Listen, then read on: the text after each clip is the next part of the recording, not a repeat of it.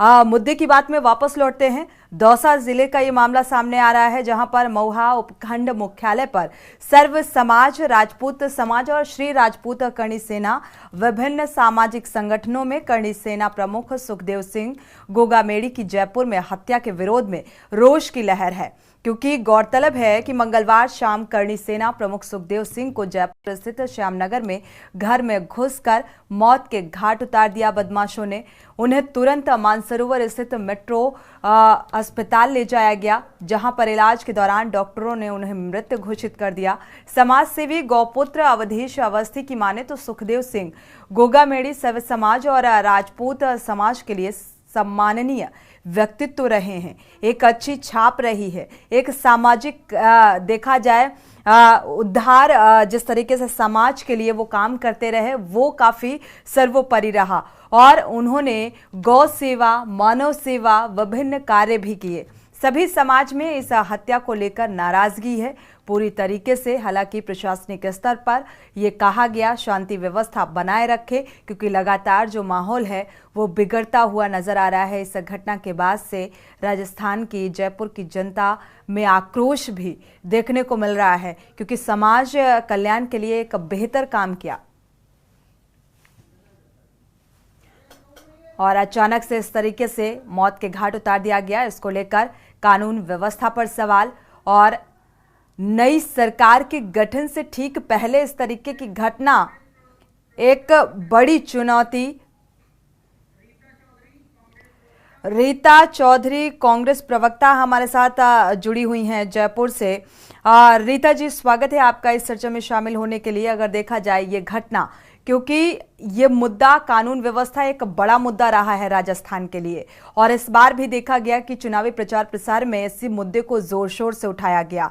अब एक बड़ी चुनौती नई सरकार के सामने, ठीक सत्ता में आसीन होने से पहले ही ये घटनाक्रम सामने आ जाता है, क्या वजह? मतलब इस तरह की चीजें होना कानूनी व्यवस्था से, एक तो आम जन के लिए भी मुझे अफसोस हो रहा है। मतलब कैसे हो गए हम लोग। एक कानून है, एक व्यवस्था, अगर कोई भी गुनाहगार लगता है, कुछ भी लगता है, तो एक कानून के जरिए तुम FIR करो, कोर्ट में जाओ, जहां भी जाओ। ये खुद से इंसाफ करना, खुद गोली मार देना ठीक नहीं लगता। और सवाल उठता है, मतलब अभी बीजेपी की सरकार कल शपथ ग्रहण होने वाला है और इस बीच में इस तरह की चीजें होना, मतलब हम कांग्रेस वालों पे उंगलियां उठाई जा रही थी, इनके राज में भ्रष्टाचार भरा हुआ है। और बिल्कुल, लेकिन ऐसे समय में ये घटना सामने आई जब अभी सरकार गठित नहीं हुई थी, सीएम का ऐलान नहीं हुआ या सत्ता पे आसीन, कुर्सी पर आसीन नहीं हुआ और ठीक पहले ये घटनाक्रम का सामने आ जाना। जिन मुद्दों को लेकर बीजेपी घेरती रही कांग्रेस को और अब ये घटनाक्रम सामने आ रहा है, तो चुनौती बड़ी है। क्या लगता है, कानून व्यवस्था में सुधार देखने को मिलेगा? देखिए, क्या है, दूसरों पे उंगली उठाना बहुत आसान होता है जब हम खुद उस जगह आते हैं, जब हमें पता चलता है। अब जैसे कि हमें देखा बारिकनाथ जी का एक वीडियो आ रहा है, परसों वो हवा महल पे गए, लोगों को धमका के इस तरह से मतलब दुकानें बंद करा रहे हैं, एक आम आदमी की रोजी रोटी छीनने की कोशिश कर रहे हैं। तो मतलब इस तरह तो क्या दिखाना चाह रहे हैं हम लोग, मतलब दादागिरी चलाएंगे क्या? तो दादागिरी चलाएंगे, फिर आम जनता भी दादागिरी पे उतर आई है। तो कानून व्यवस्था क्या है, कहाँ है वो रामराज? रामराज की बातें करते, पर रामराज साबित करना, स्थापित करना आसान होता है। उसके लिए हमें खुद भी अभी तो शपथ लेनी बाकी है, तो पूर्णतया ये भी नहीं कहा जा सकता है कि ये बीजेपी के आते ही ये घटनाक्रम सामने आया तो इसकी जिम्मेदारी या पूरा दारोमदार बीजेपी पर मर दिया जाए, वो बात अलग है। बिल्कुल। और साथ ही लॉरेंस बिश्नोई का जो सदस्य है वो इस घटनाक्रम की जिम्मेदारी ले रहा है। क्या इस घटना की वजह आप देख पा रही हैं? घटना की जो अंदरूनी बातें तो हम कह नहीं सकते, पर जैसे अभी मैं पीछे की बात में जाना नहीं चाहती, पर कन्हैया लाल को लेके बीजेपी घेरती रही है, लास्ट के दिन तक भी घेरती रही है। लाल के केस में 4 घंटे के अंदर अपराधियों को पकड़ लिया गया था। हालांकि आपने ये माफ कीजिएगा, ये तस्वीरें भी सामने आ रही हैं क्योंकि वो माहौल जो है राजस्थान का वो बेहद तनावपूर्ण नजर आ रहा है इस घटना के बाद से। रीता जी, देखा जाए तो अब क्या लगता है, बाबा बालक नाथ योगी ने भी इस बात का जिक्र किया कि अगर सत्ता बीजेपी की आती है तो अपराधियों पर अंकुश लगाया जाएगा और किसी भी अपराधी को बख्शा नहीं जाएगा, कानून व्यवस्था सुदृढ़ की जाएगी। तो क्या कुछ उम्मीद, क्योंकि चुनौती बड़ी है, दबाव बेहद है और इस घटना ने चुनौती और बढ़ा दी है। कहने वाली बातें हैं, देखिए मतलब इंदौर पे हम अपना जोर दिखा देते हैं, जैसे यूपी में भी कहते हैं योगी सरकार को लेके आओ, तो योगी सरकार के राज में क्या क्राइम कम हो गया यूपी में? वैसे का वैसे ही है। और वैसे राजस्थान में भी है। ये लोग कहने के लिए हैं सिर्फ, हम ये करेंगे होगा नहीं, जब हम जब करके दिखाते जब पता चलता है। तो चुनौती तो बहुत बड़ी है और इस तरह की घटना होना वाकई में बहुत ज्यादा दुखदायक है। हेलो, बिल्कुल। रीता जी, क्या लगता है अब अपराधियों पर बुलडोजर चलेगा? शपथ ग्रहण होने वाला है और शपथ ग्रहण होने के बाद, क्योंकि अब पहला ही ऐसा मामला सामने आ रहा है जिसको लेकर अब क्या उम्मीद की जाए कि अब बुलडोजर अपराधियों पर चलेगा? जी, ऐसा नहीं हो पाया क्योंकि यूपी में राजस्थान में दोनों में बहुत अंतर है। हर राज्य की अलग अलग चीजें होती हैं, अलग अलग मामले होते हैं, अलग अलग जनता होती है।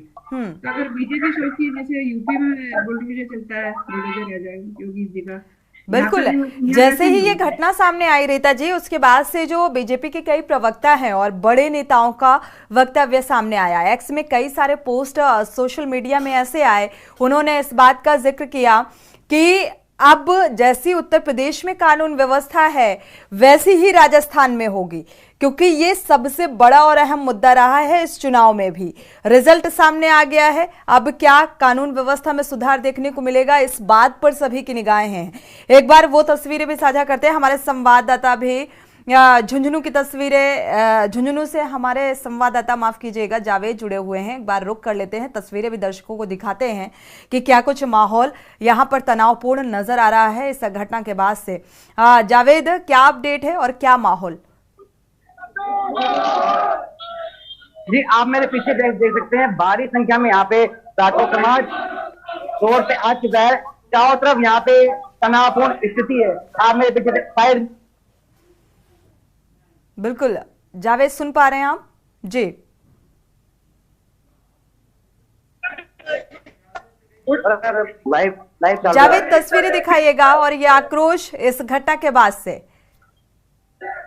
क्या कहना है लोगों का? आक्रोश आप देख लीजिए। जी जी जी,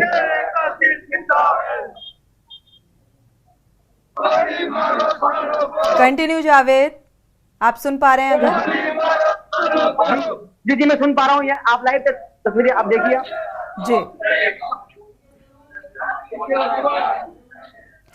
हालांकि उम्मीदें कुछ ऐसी ही जताई भी जा रही थी कि अगर इसको लेकर अपराधियों के खिलाफ त्वरित कार्रवाई नहीं की गई तो सड़कों में आंदोलन और प्रदर्शन की तस्वीर सामने आएगी, और कुछ वैसा ही होता हुआ नजर आ रहा है। जावेद, ये जो लोग हैं इनका क्या कुछ कहना है और ये आक्रोश इस घटना के बाद से?